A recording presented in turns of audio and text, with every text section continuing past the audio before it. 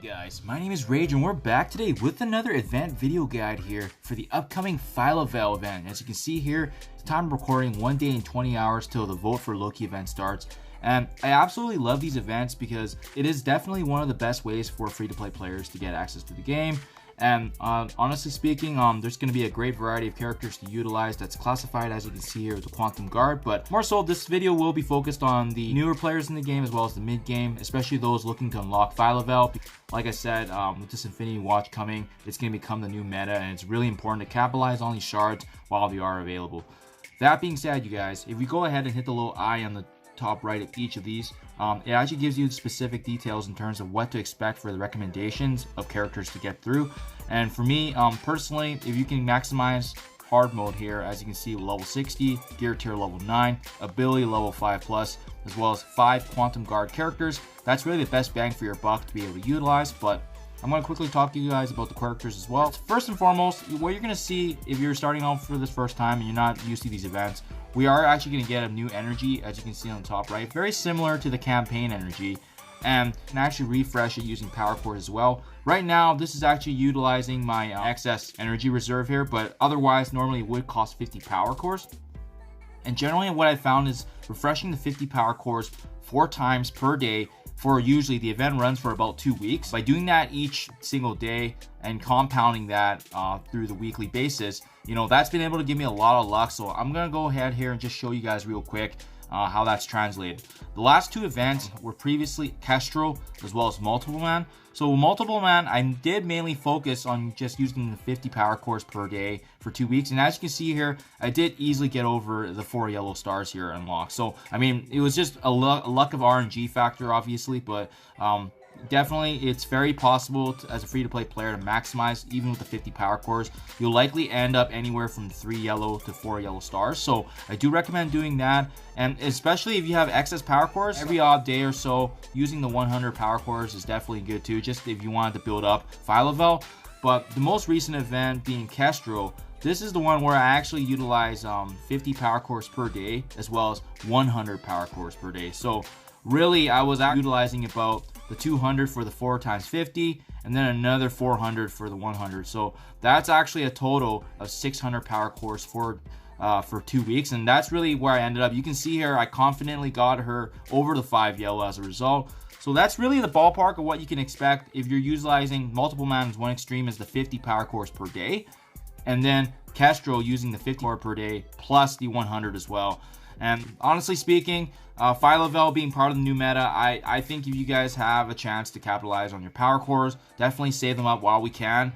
And again, keep in mind too, we also get power cores each time we finish our daily objectives here.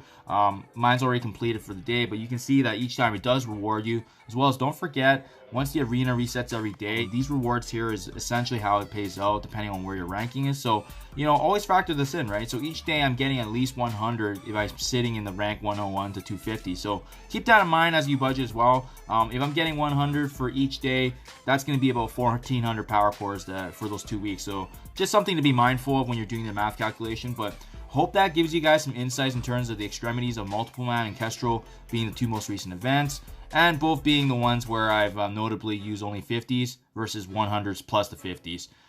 Now that we covered both those bases, let's actually talk about the characters I would recommend here. With the Quantum Guard classification, we just go ahead and filter here. And these are essentially the characters that we're going to be able to utilize, especially if you're looking to unlock the hard campaign mode that I showed you. And generally, I found that if you have a team anywhere from 150 to 180k, you're going to be just fine in terms of clearing most of the nodes. And really, the ones that kind of stand out to me, as you can see, we're filled up with quite a bit of a great character roster here in terms of what we can utilize. And Kestrel is going to be one of the big ones, especially with her being available most recently.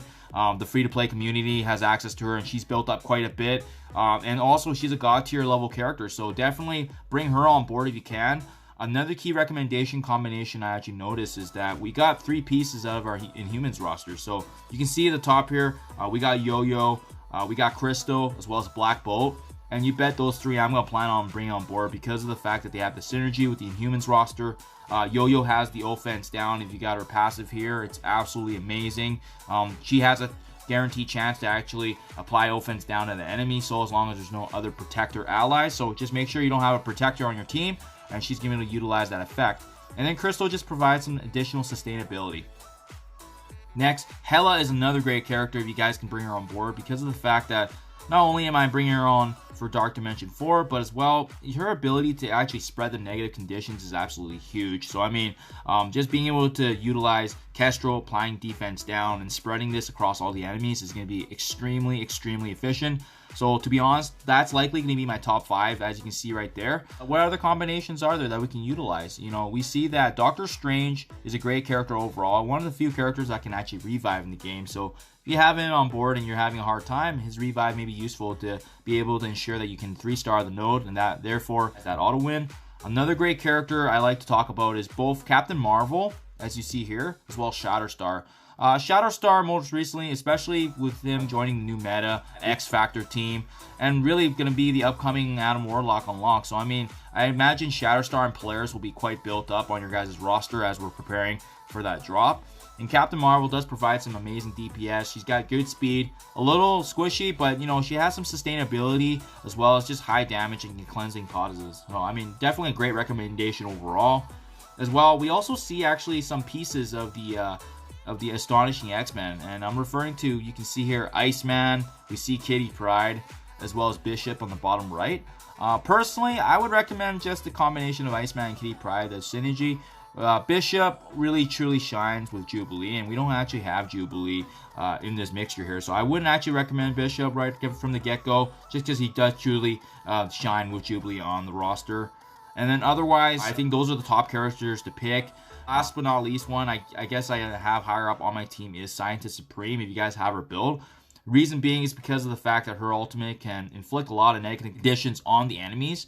On top of that, she has a pseudo cleanse in terms of actually being able to use her special and flipping all the negatives into positives on her team. So I mean, that's nice to have if you find you're not getting sustainability. But really, the true reason I would recommend her is similar to Doctor Strange. If you guys need a revivability in order to 3-star a specific node, you know, Scientist Supreme has always got that chance to actually revive an ally on her team, and provides them with 25% health as well. So just something to be mindful of. You guys find that you're not being able to pass a node and you need that character revived. So definitely a lot of great options that I'm seeing here. So it's looking like a great event, you guys. Just to reiterate, if you're able to actually maximize your power cores 50 per day for 2 weeks, I definitely think you guys will have a strong chance getting your character Phyla-Vel to the 4 yellow. But as well, if you want it to be a little bit more aggressive and take advantage of the upcoming changing meta and really push it for that 5 yellow, again, Kestrel, I was able to really go above and beyond that. I got lucky with my shards. It was about 600 power cores per day. It was quite aggressive. So just keep that in mind. Those are the two extremities, 200 power cores per day versus 600. You can find a balance in between there. I definitely think we can push towards that 4 yellow, potentially 5 if we're lucky with the RNG. So as always, you guys, I hope this video is able to help out you newer players out there, especially those in the mid game. And wow, getting such a great Infinity Watch meta here is going to be game changing. So we got to take advantage of the events when they come.